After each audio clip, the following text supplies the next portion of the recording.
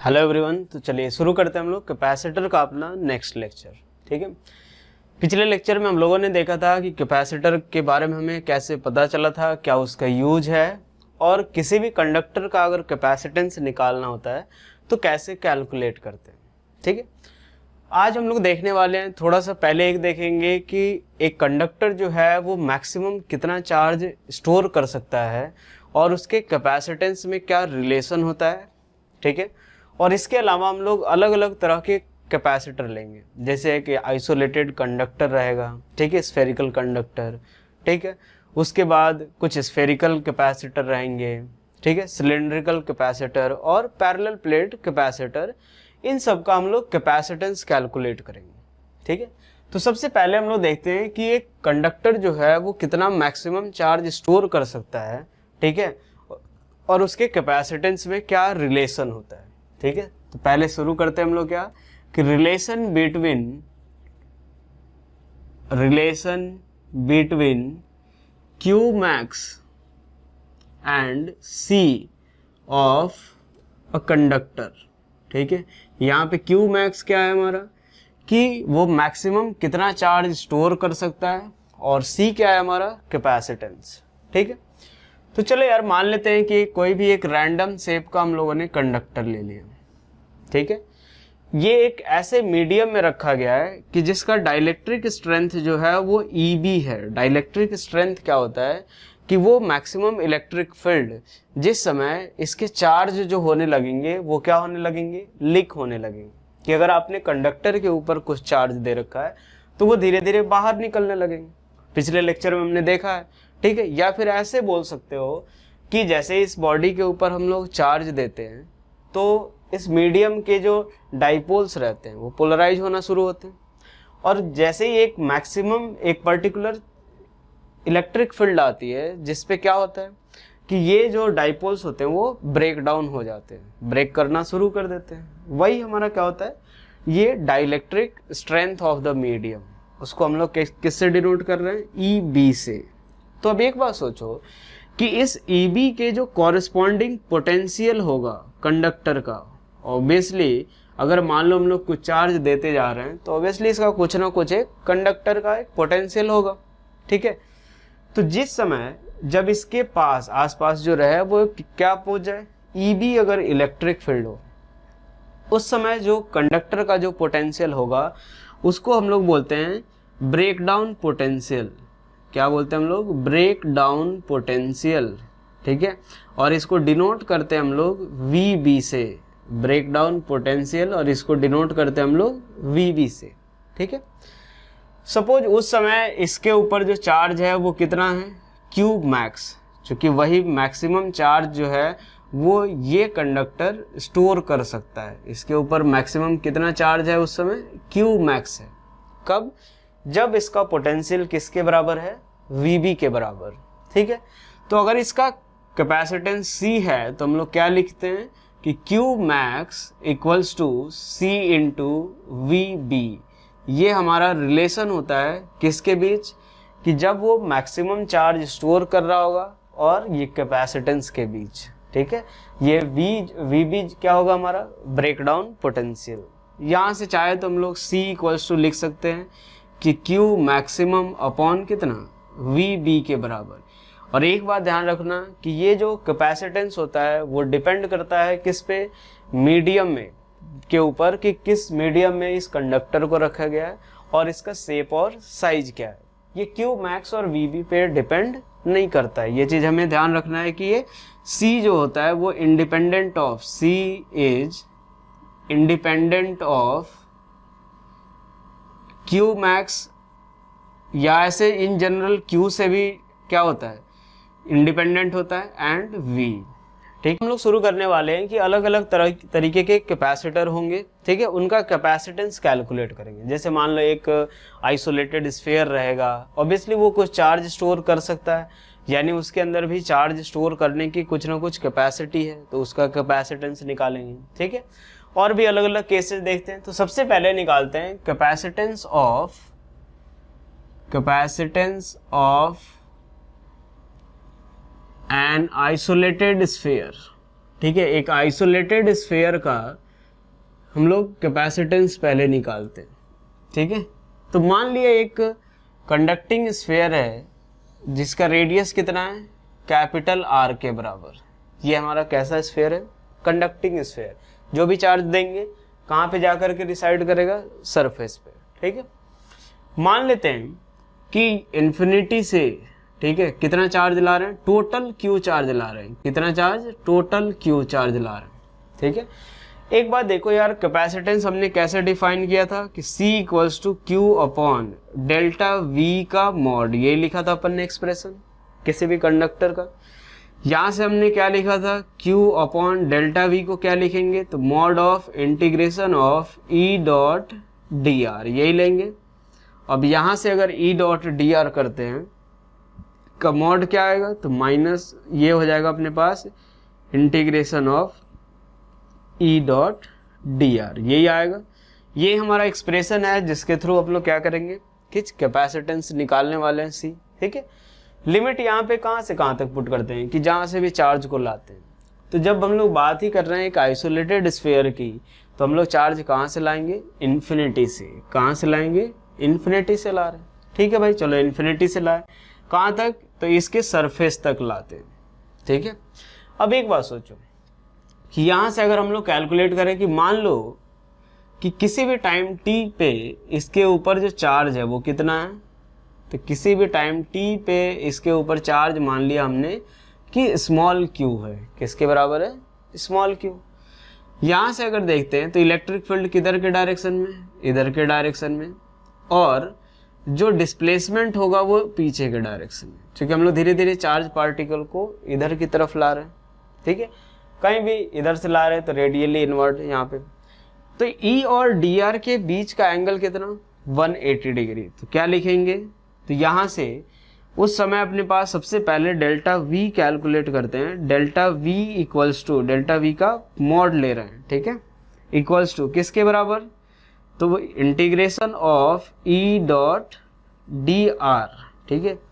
और कहाँ से चार्ज पार्टिकल को ला रहे हैं, इन्फिनिटी से कितने डिस्टेंस पर, तो इस सेंटर से r डिस्टेंस तक ये ला रहे हैं। यहाँ से हमने देखा कि इलेक्ट्रिक फील्ड इधर की तरफ है, dr वेक्टर अपोजिट डायरेक्शन में, तो थीटा किसके बराबर, 180 डिग्री, ठीक है। और इलेक्ट्रिक फील्ड का जो मैग्नीट्यूड आएगा वो किसके बराबर, तो इस समय चार्ज कितना है, तो k इंटू क्यू अपॉन कितना, r स्क्वायर, ठीक है। हम लोग कितने डिस्टेंस की बात कर रहे हैं, जब ये चार्ज जो है वो r डिस्टेंस पे है, ठीक है। K q by r square into कितना आएगा, डी आर, और किसके साथ, माइनस साइन के साथ, ठीक है। यहाँ से अगर हम लोग देखें तो ये किसके बराबर आएगा, तो minus of integration of limit कहाँ से कहाँ तक, तो इन्फिनिटी से कैपिटल R तक, ठीक है। चलो अब यहाँ से देखते हैं कि डेल्टा V का जो मैग्नीट्यूड आएगा equals to minus sign k into q upon कितना आएगा, आर स्क्वायर, 1/r स्क्वायर का इंटीग्रेशन, तो 1 माइनस ऑफ 1/r यही आएगा। क्योंकि 1/r स्क्वायर का इंटीग्रेशन जो आएगा वो देख लेते हैं एक बार, क्योंकि काफ़ी जगह ये आने वाला है।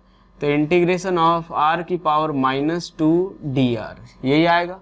और x to the power n का इंटीग्रेशन क्या होता है कि x to the power n का इंटीग्रेशन किसके बराबर, तो x to the power n+1 upon कितना है, n+1। तो यहाँ से क्या लिखेंगे, r की पावर -2+1 अपॉन -2+1, तो ये किसके बराबर, माइनस ऑफ 1/r। ये माइनस साइन इसका और ये माइनस साइन क्या हो जाएगा, प्लस। लिमिट कहाँ से कहाँ तक, इन्फिनिटी से r, इन्फिनिटी से कितना, कैपिटल R। यहाँ से हम लोग देखें तो डेल्टा V का जो मॉड आएगा, तो डेल्टा V का मॉड किसके बराबर, तो k q into 1/R minus 1/इन्फिनिटी, और ये किसके बराबर, तो k into Q by capital R delta V, ठीक है।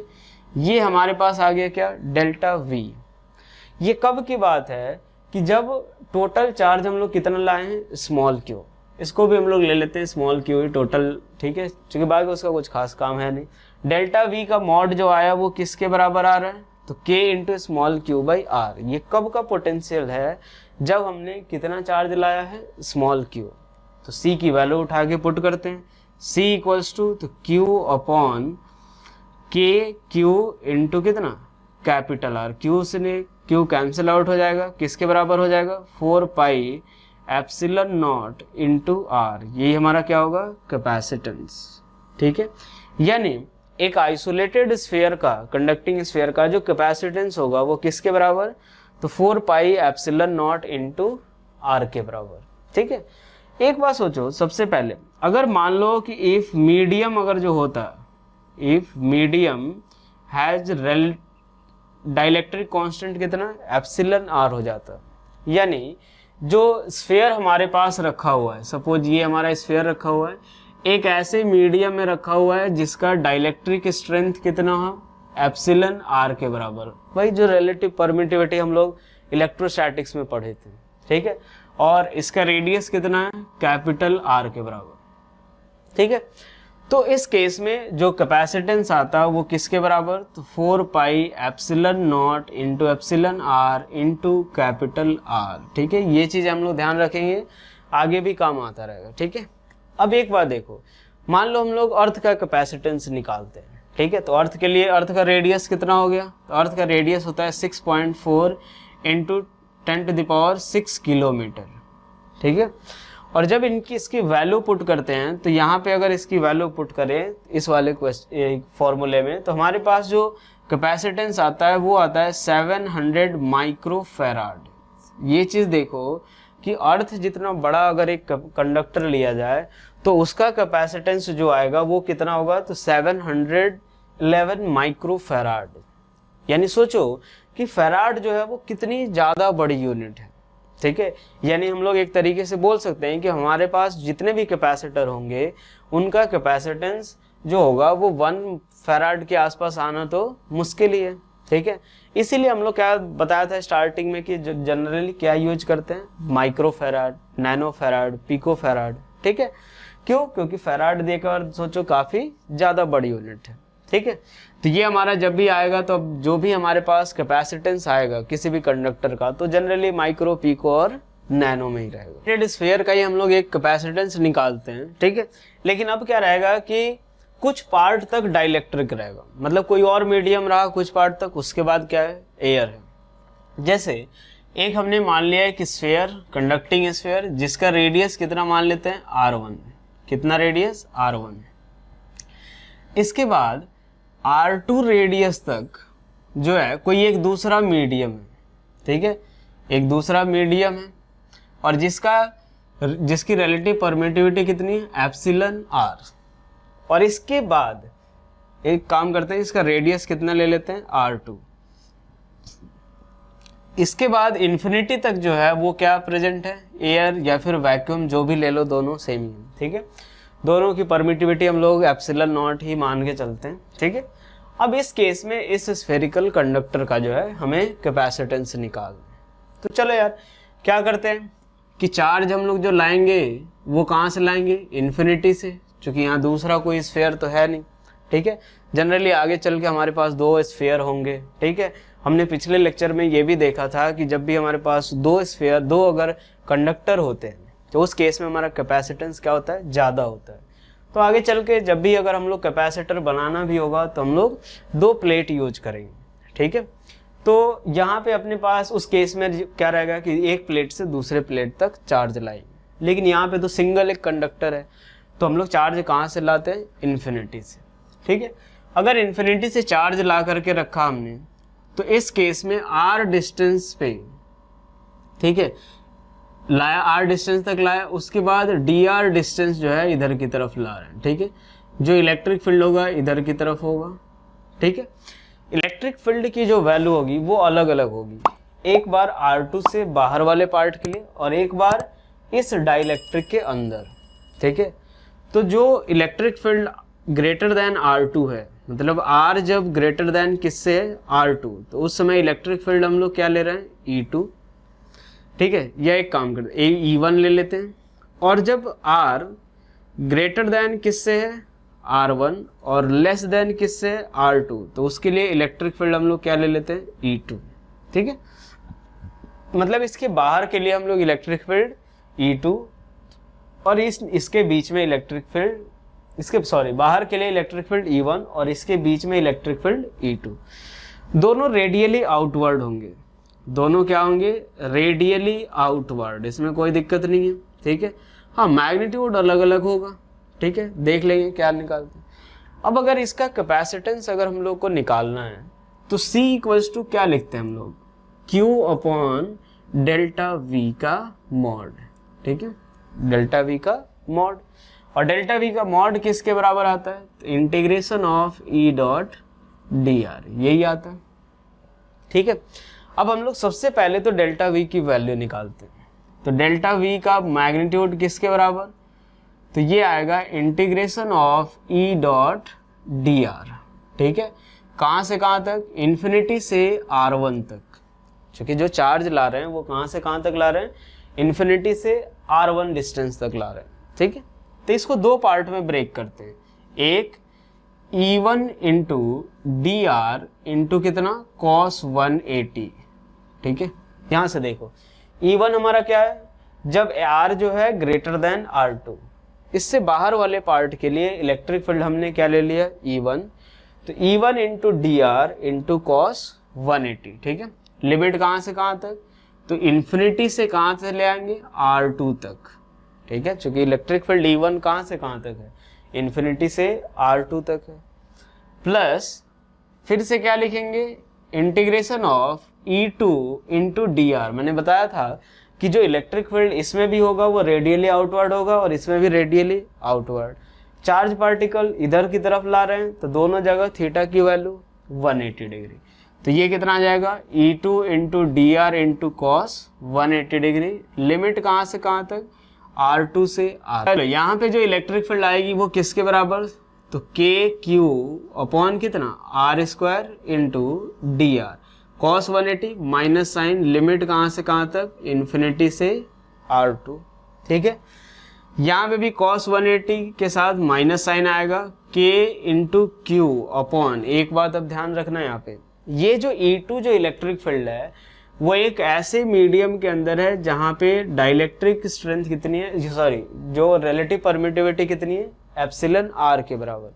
तो यहाँ पे नीचे एक और क्या टर्म आएगा? Epsilon R into r square into d r. Limit कहाँ से कहाँ तक? R2 से R1, ठीक है। चलो अब यहां से देखते हैं, के क्यू कॉन्स्टेंट है, बाहर कर लेते हैं। 1/r स्क्वायर क्या होगा? उसका इंटीग्रेशन हमने अभी देखा था माइनस ऑफ 1/r, वो माइनस साइन इसके साथ मिलके प्लस, तो ये कितना आएगा? 1/r और लिमिट कहां से कहां तक? इन्फिनिटी से R2, ठीक है। माइनस के q by epsilon R into ये कितना आ जाएगा? 1/r। एक्चुअल में इंटीग्रेशन क्या आएगा?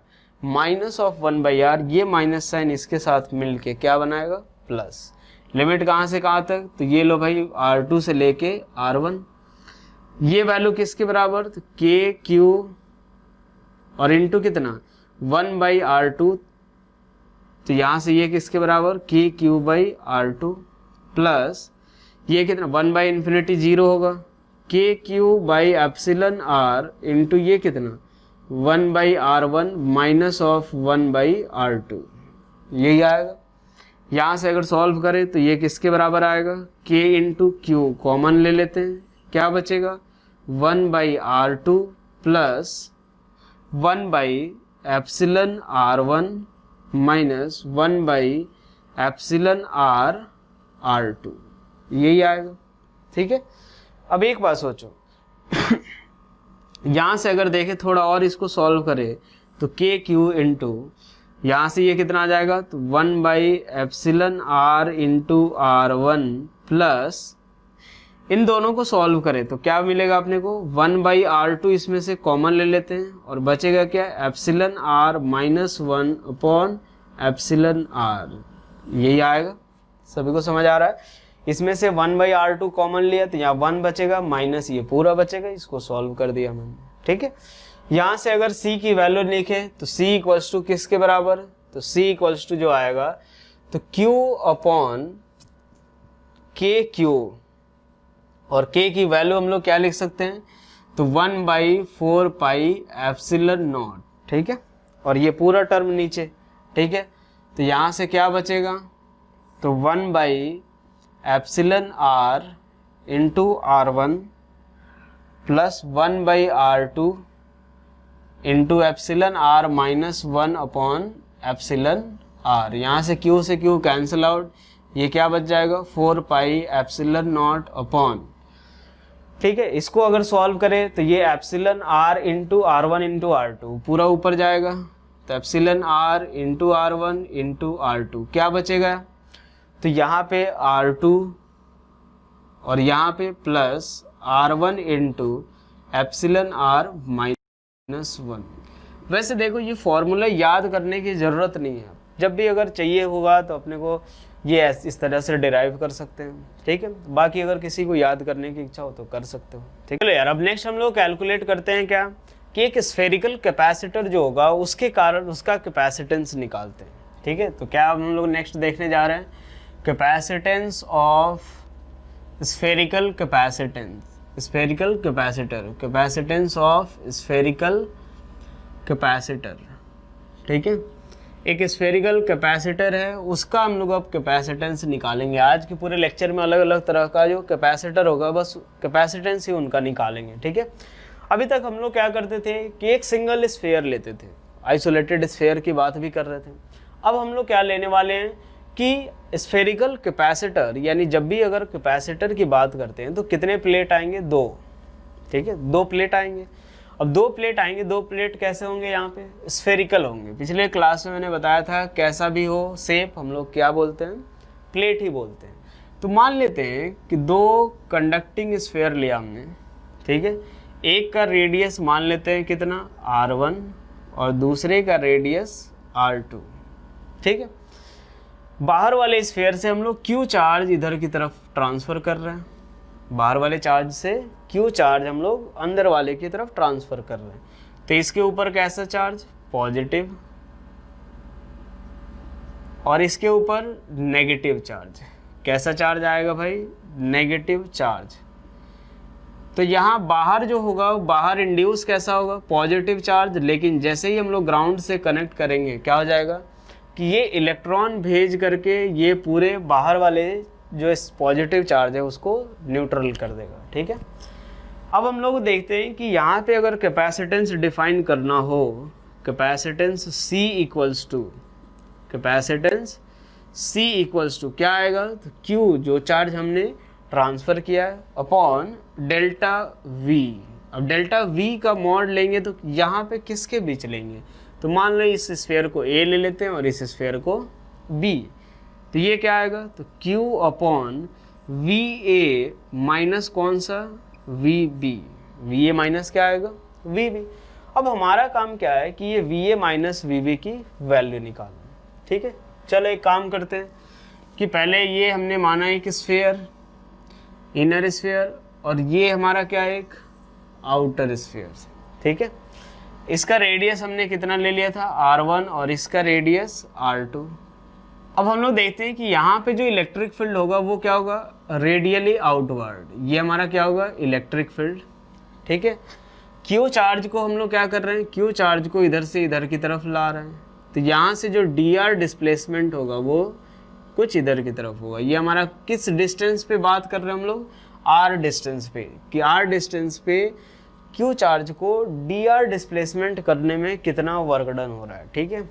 तो चलो देखते हैं, यहाँ पे भी अगर हम लोग बात करें डेल्टा V का मॉड इक्वल्स टू किसके बराबर, तो VA माइनस ऑफ VB, और ये किसके बराबर आएगा, तो इंटीग्रेशन ऑफ इलेक्ट्रिक फील्ड किधर होगा, रेडियली आउटवर्ड, और किसके बराबर, तो यहाँ पे चार्ज कितना है भाई, Q, और सभी को पता है कि अगर एक आउटसाइड पॉइंट के लिए जो स्फीयर के ऊपर जो चार्ज होगा वो क्या होगा, हम लोग मान सकते हैं कि ये पूरा सेंटर पे कंसंट्रेटेड है। तो कितना आएगा, तो K इंटू क्यू अपॉन कितना, r² इंटू dr, कितना डिस्प्लेस कर रहे हैं, dr, और एंगल कितना है 180 डिग्री, तो cos 180, ठीक है। यहाँ से अगर देखिए तो K Q into minus sign आएगा लिमिट कहाँ से कहाँ तक, तो R2 से कहाँ तक ला रहे हैं, R1, तो इसकी लिमिट हम लोग देख देते हैं R2 से R1, ठीक है।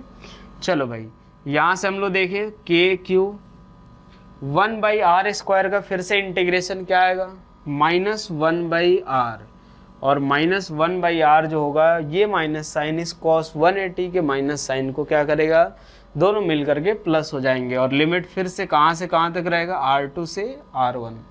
यहाँ पे हमारे पास क्या आ जाएगा, के q into 1/r1 minus of 1/r2 के बराबर, ठीक है। चलो भाई कैपेसिटेंस C इक्वल्स टू देखें तो Q अपॉन यहाँ से कितना, तो K की वैल्यू पुट कर लेते हैं 4πε0 इंटू Q, और इंटू कितना, तो 1/r1 माइनस ऑफ 1/r2 के बराबर, ठीक है। Q से Q कैंसिल आउट हो जाएगा, क्या हो जाएगा 4πε0, इसको सॉल्व करेंगे R1 R2 ऊपर R1 इंटू R2 अपॉन ये कितना आएगा, R2 माइनस R1 के बराबर, ठीक है। ये कैपेसिटेंस क्या हो जाएगा, C। अब एक बात देखो कि अगर इसके बीच का जो स्पेस है वो किसी एक दूसरे डाइलेक्ट्रिक से फिल कर दे, यानी हमारा अब केस कैसा हो जाए कि ये स्फीयर है जिसका रेडियस R1 है, एक दूसरा स्फीयर है जिसका रेडियस R2 है, और इसके बीच का जो पार्ट है वो हमने क्या किया, ये बीच का पार्ट एक दूसरे मीडियम εr से फिलअप कर दिया, तब कैपेसिटेंस अगर निकाले तो C इक्वल्स टू कितना आएगा, 4πε0 εr into R1 R2 minus R1, ठीक है, यहाँ से निकल जाएगा। तो ये अब नेक्स्ट हम लोग देखने वाले हैं कि एक स्फीयर कैपेसिटर का जो होता है उसका कैपेसिटेंस कैसे निकालते हैं, ठीक है। यार ये स्फीयर कैपेसिटर क्या होता है, पहले देख लेते हैं, एक बार हेडिंग लिख लेते हैं, कैपेसिटेंस ऑफ स्फीयर कैपेसिटर, ठीक है। एक स्फीयर कैपेसिटर का कैपेसिटेंस हम लोग देखते हैं कि कितना होगा, ठीक है। ये स्फीयर कैपेसिटर जो होता है इसमें क्या होता है, दो हम लोग सॉलिड कंडक्टिंग स्फीयर लेते हैं, ठीक है, दो सॉलिड कंडक्टिंग स्फीयर लेते हैं, लेकिन दोनों एक दूसरे से बहुत दूर होंगे, मतलब काफ़ी ज़्यादा दूर। एक तरीके से सपोज अगर मान लो इसका रेडियस मैंने a ले लिया, ठीक है, एक दूसरा स्फीयर है, ये क्या है b, इसका रेडियस कितना है b, इनके बीच का डिस्टेंस कितना दिया हुआ है l, कितना दिया हुआ भाई l जो है very greater than a and b, ठीक है। l जो है वो काफ़ी ज़्यादा है किससे, a और b से, मतलब एक तरीके से दो स्फीयर रखे हुए हैं काफ़ी एक दूसरे से बहुत ज़्यादा दूर, कुछ इस तरह से रखा हुआ है कि एक के ऊपर जो चार्ज है उसके कारण दूसरे के ऊपर कोई पोटेंशियल का इफेक्ट नहीं पड़ रहा है, कोई भी किसी भी तरह का इफेक्ट नहीं हो रहा है। इसके ऊपर जो चार्ज है वो कोई इम्पैक्ट इस पर प्रोड्यूस नहीं कर रहा है, और इसके ऊपर जो चार्ज है वो कोई इम्पैक्ट इसके ऊपर प्रोड्यूस नहीं कर रहा है। तो ये जो सेटअप होता है, ये जो हमारा कैपेसिटर होता है, इसको हम लोग क्या बोलते हैं, स्फीयर कैपेसिटर। क्या बोलते हैं इसको, स्फीयर कैपेसिटर। अब मान लेते हैं कि Q चार्ज हम लोग, ठीक है, इस स्फीयर से उठा करके यहाँ पे लाए, बहुत टाइम लगा भी होगा, उठा करके ले आए।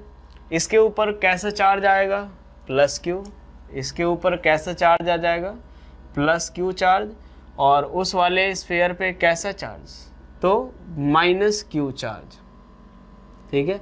इसके ऊपर हमारा माइनस Q चार्ज और इसके ऊपर प्लस Q चार्ज, ठीक है भाई। अब हम लोग देखते हैं कि जो इस पूरे सिस्टम का जो है वो कैपेसिटेंस कितना होगा। तो C इक्वल्स टू क्या होता है कि चार्ज अपॉन डेल्टा V का मैग्नीट्यूड, यही होता है। तो चार्ज अपॉन यहाँ पे डेल्टा V का मैग्नीट्यूड कौन सा, तो मान लो स्फीयर A हो गया और ये स्फीयर B हो गया, तो क्या लिखेंगे, VA माइनस ऑफ VB, यही होगा। यहाँ से अब देख लेते हैं, दोनों की वैल्यू लिख लेते हैं। तो VA इक्वल्स टू किसके बराबर, अब एक बात सोचो कि ये दोनों स्फीयर एक दूसरे से बहुत ज़्यादा दूर है। अब जब बहुत ज़्यादा दूर हैं तो इसका पोटेंशियल किसके बराबर, तो KQ/A के बराबर, ठीक है। और पोटेंशियल ऑफ बी किसके बराबर, तो माइनस ऑफ के क्यूब बाई बी के बराबर, ये आएगा। हमें पता है कि ये पोटेंशियल कैसी क्वांटिटी, स्केलर क्वांटिटी होती है, यानी इसके ऊपर जब चार्ज की वैल्यू पुट करेंगे तो कैसे पुट करेंगे, साइन के साथ, ठीक है। यहाँ से अगर हम लोग निकालें तो C इक्वल्स टू किसके बराबर, तो Q अपॉन, यहाँ से अगर देखें तो VA माइनस VB किसके बराबर, तो KQ इंटू 1/A, ठीक है, प्लस 1/B। ये चीज़ थोड़ा ध्यान से देख लो, ये हमारा माइनस साइन है यहाँ पे, ये माइनस साइन के साथ पुट करेंगे, माइनस माइनस क्या होगा, प्लस, तो यही हमारा क्या आएगा, तो Q अपॉन इंटू कितना, ये भी Q से Q कैंसिल आउट हो जाएगा, K की value 4 pi epsilon naught into AB upon B plus A के बराबर, Q से Q कैंसिल आउट हो जाएगा, C की value 4 pi epsilon not AB upon कितना, तो A प्लस B के बराबर, यही आएगा। अब एक और चीज़ देखो, जैसे मान लो अगर ये पूरा का पूरा जो सिस्टम है वो ही एक अगर ऐसे मीडिया में रखा जाए जिसकी रिलेटिव परमिटिविटी कितनी हो, एप्सिलॉन R, तो उस केस में C की वैल्यू किसके बराबर, 4 pi epsilon not epsilon R AB upon कितना, A प्लस B के बराबर, ठीक है। तो कभी हो सकता है कि कुछ ऐसा सवाल दे दे कि दोनों स्फीयर को एक ऐसे मीडियम में प्लेस कर दे, तो कुछ नहीं करना, अपने को क्या करना है, एप्सिलॉन R से मल्टीप्लाई करना है, ठीक है। हम लोग निकालते हैं कि कैपेसिटेंस ऑफ सिलिंड्रिकल कैपेसिटर, ठीक है, सिलिंड्रिकल कैपेसिटर, एक सिलिंड्रिकल कैपेसिटर होगा, उसका कैपेसिटेंस हम लोग कैसे कैलकुलेट करेंगे, ठीक है। चलो सिलिंड्रिकल कैपेसिटर के लिए भी क्या करेंगे, दो ऐसे ही ये कंसेंट्रिक सिलेंडर लेते हैं, ठीक है। मान लिया हमने कि एक सिलेंडर हमने लिया है इनर वाला, इसका रेडियस कितना है हमारे पास, R1। एक ये सिलेंडर हमने लिया, इसका रेडियस कितना है, R1, ठीक है। ये हमारे पास R1 है, ठीक है। और एक दूसरा सिलेंडर है, ठीक है, जिसका रेडियस कितना हमने ले लिया, R2। ये एग्जैक्टली उसी टाइप का सेटअप बना रहा है जैसा हम लोग पहले ले चुके हैं। एक दूसरा सिलेंडर ये रहा हमारे पास, ठीक है, ये इसका रेडियस किसके बराबर है, R2 के बराबर, ठीक है। अंदर वाले का रेडियस R1, बाहर वाले का रेडियस R2। अब हमने क्या किया कि यहाँ पे से प्लस Q चार्ज हम लोग ट्रांसफ़र कर रहे हैं, इसको Q चार्ज हमने क्या किया, ट्रांसफ़र किया बाहर वाले सेल से अंदर वाले सेल की तरफ, ठीक है। इसके ऊपर कैसा चार्ज आएगा, पॉजिटिव चार्ज, ठीक है। इसके ऊपर कैसा चार्ज आएगा, पॉजिटिव। और जो अंदर वाला चार्ज, जो आउटर सिलेंडर है उसके इनर सरफेस पे कैसा चार्ज, नेगेटिव। कैसा आएगा भाई, नेगेटिव। और बाहर वाले के ऊपर कैसा चार्ज आएगा, पॉजिटिव। तो हम उसको क्या कर देते हैं, अर्थ कर देते हैं। जैसे ही अर्थ करेंगे इधर से इलेक्ट्रॉन अर्थ भेजेगा, ठीक है, और क्या हो जाएगा, पॉजिटिव चार्ज पूरा न्यूट्रल हो जाएगा, ठीक है। ये हमारा जो सेटअप कहलाता है वो हमारा क्या होता है, सिलिंड्रिकल कैपेसिटर, ठीक है। ये इस केस में अब हम लोग जो लेते हैं, ठीक है, ये कैसा सिलेंडर हम लोग ले रहे हैं, इनफाइनाइट लेंथ का सिलेंडर, ठीक है, इनफाइनाइट लेंथ का सिलेंडर ले रहे हैं, ठीक है। तो जनरली जब हम लोग बाद में जब कैपेसिटेंस कैलकुलेट भी करेंगे तो वहाँ पे capacitance of the cylinder per unit length की बात करेंगे हम लोग, ठीक है। आगे चल के जो हमारा एक्सप्रेशन भी आने वाला है तो हम लोग कैसे कि कैपेसिटेंस पर of the cylinder per unit length की बात करेंगे, ठीक है। तो अब यहाँ से भी देखिए तो C इक्वल्स टू हमने क्या देख रखा है, तो Q अपॉन डेल्टा V का मॉड, यही आएगा। डेल्टा V मान लो इनर वाले सिलेंडर को A और इस वाले सिलेंडर को B, तो क्या लिखोगे, Q अपॉन VA माइनस क्या लिखेंगे, VB का मॉड, यही आएगा। अब सबसे पहले क्या करते हैं, डेल्टा V निकाल लेते हैं। डेल्टा V का मॉड इक्वल्स टू क्या आएगा, integration of E dot DR, यही आएगा। E डॉट DR, अब एक बार सोचो कि यहाँ से R डिस्टेंस पे जो इलेक्ट्रिक फील्ड होता है वो रेडियली क्या होता है, आउटवर्ड। रेडियली क्या होता है, आउटवर्ड। और जो चार्ज है उसको इधर की तरफ DR डिस्प्लेसमेंट कर रहे हैं, ठीक है। तो इस केस में फिर से थीटा कितना हो जाएगा 180 डिग्री, थीटा कितना 180 डिग्री। और बाहर वाले पॉइंट के लिए ये जो सिलेंडर होता है वो कैसे एक इनफाइनाइट लेंथ के रॉड की तरह काम करता है। किसकी तरह काम करता है? इनफाइनाइट लेंथ के रॉड की तरह। तो उसके कारण जो इलेक्ट्रिक फील्ड आएगा वो किसके बराबर? तो 2k लैम्डा अपॉन r के बराबर, यही आएगा। तो चलो अब यहाँ से देखते हैं डेल्टा v का मैग्नीट्यूड। तो डेल्टा v का जो मैग्नीट्यूड आएगा वो किसके बराबर? तो integration of 2k lambda by r, ठीक है, इनटू कितना आ जाएगा? इनटू dr, और किसके साथ? माइनस साइन के साथ। कहाँ से कहाँ तक मूव करा रहे हैं? b से a की तरफ। तो b पे रेडियस r2, a पे रेडियस r1, b पे रेडियस r2 और a पे रेडियस r1। तो यहाँ से ये कितना आ जाएगा? तो 2k लैम्डा इंटू, ठीक है, नेचुरल लॉग r, 1/r का इंटीग्रेशन क्या होता है? Natural log r। लिमिट कहाँ से कहाँ तक? तो यहाँ से देखो r2 से r1 है, r2 से r1 है, तो हम लोग क्या करते हैं कि इसको माइनस साइन से मल्टीप्लाई करके लिमिट को इन्वर्स कर देते हैं। तो कहाँ से कहाँ तक? r1 से r2। तो ये किसके बराबर? 2k lambda into natural log कितना आएगा? r2 minus natural log r1, यही आएगा। इसको क्या लिखेंगे? तो 2k lambda into natural log r2 by किसके बराबर? r1, यही आएगा। अब यहाँ से अगर देखें तो वैल्यू पुट कर लेते हैं। तो c इक्वल्स टू किसके बराबर? तो q upon 2k lambda into natural log कितना आएगा? r2 by r1।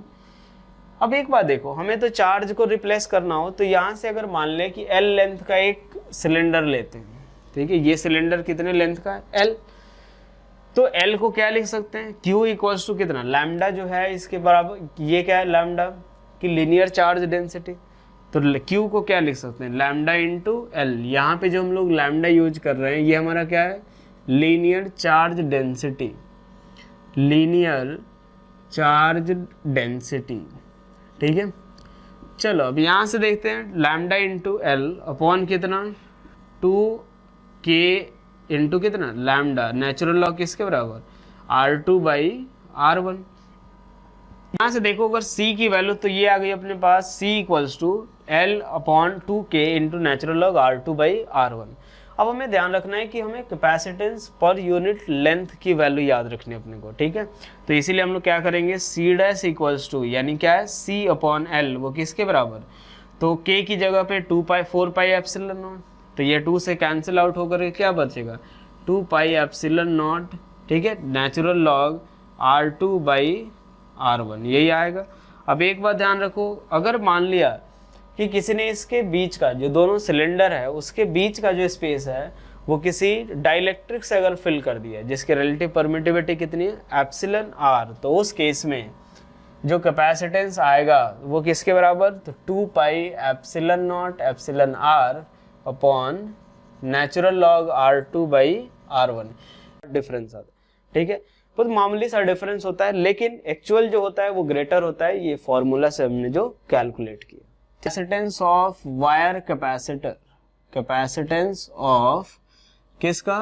Wire capacitor, ठीक है। ये थोड़ा सा सुनने में अजीब लग रहा है, वायर कैपेसिटर, ठीक है, लेकिन एक तरीके से देख लेते हैं। जैसे हम लोगों ने स्फेरिकल कैपेसिटर के बाद क्या किया था कि 2 स्फेयर ले लिया था, वो दोनों को काफी ज्यादा डिस्टेंस पे रख के फिर एक जो कैपेसिटर था उसको क्या बोला था? Sphere capacitor. अब यहाँ पे क्या है कि 2 सिलिंड्रिकल जो रॉड रहेंगे, ठीक है, 2 सिलिंड्रिकल यहाँ पे सिलेंडर रहेगा, उन दोनों को एक दूसरे से काफी ज्यादा दूर रख के और तब जो हम लोग कैपेसिटर फॉर्म करने वाले हैं उसी को हम लोग क्या बोलते हैं? Wire capacitor. क्योंकि रेडियस काफी स्मॉल रहेगा in comparison to distance between them, इसीलिए हमने क्या नाम दे दिया? वायर कैपेसिटर, ठीक है। तो मान लो कि यहाँ पे एक हम लोग इनफाइनाइट लेंथ का वायर ले रहे हैं, ठीक है, एक तरीके से है ये सिलेंडर है, लेकिन इनफाइनाइट लेंथ का रेडियस काफी ज्यादा है, तो हमने क्या बोल दिया इसको? वायर। इसका रेडियस कितना है? r के बराबर, ठीक है।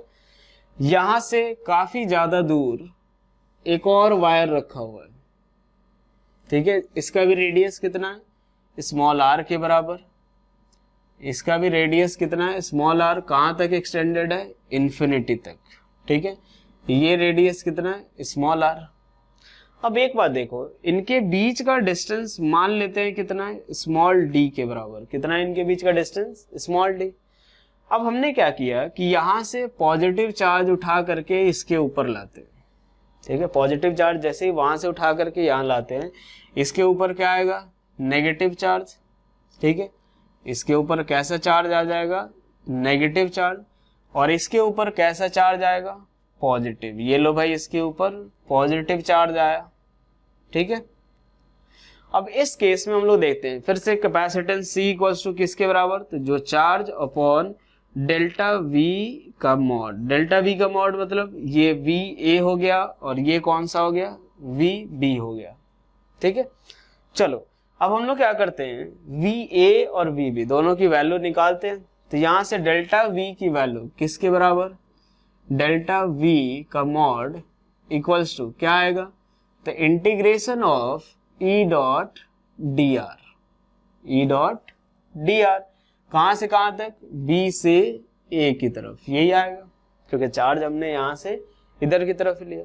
अब एक बात देखते हैं कि मान लो यहां से, ठीक है, यहां से एक काम करते हैं, A डिस्टेंस, या फिर ऐसे ले लेते हैं X डिस्टेंस पे इलेक्ट्रिक फील्ड जो होगा वो इधर की तरफ होगा, ठीक है। यहां से जो X डिस्टेंस पे जो इलेक्ट्रिक फील्ड होगा वो किधर की तरफ, इधर हुआ, ये E वेक्टर, ठीक है। चार्ज को हम लोग पीछे ला रहे हैं, तो ये कितना, dx वेक्टर, ठीक है। वहां dr की जगह हम लोग क्या ले लेते हैं, dx वेक्टर, ठीक है।